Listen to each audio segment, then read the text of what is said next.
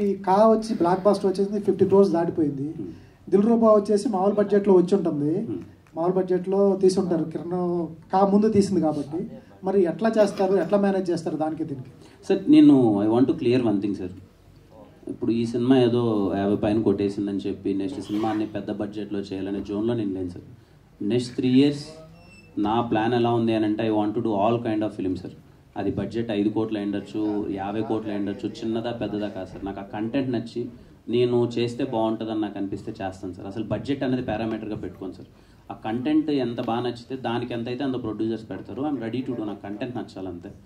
పెద్ద స్కేల్ చేయాలి, చిన్న స్కేల్ అని కాదు సార్. యాజ్ ఎ యంగ్ యాక్టర్గా I want to enjoy all kind of genres and కొత్త కొత్త ఫిలిమ్స్ చేద్దాం అనే ప్రయత్నంలో ఉన్నాను. అట్లా కాదు సార్, 50 కోట్లు వచ్చిన తర్వాత ఒక భారీ స్కేల్లో 15 కోట్లతో తీసిన తర్వాత మళ్ళీ 2 కోట్లు 3 కోట్లు 5 కోట్లతో సినిమా చూస్తే ఆడియన్స్ ఆ కళ్ళతో చూసిన కా కళ్ళతో చూసిన వాళ్ళు దిల్రూబా అలా చూస్తారా సార్? దిల్రూబా దీనికంటే బడ్జెట్ ఎక్కువ సార్. అవునా?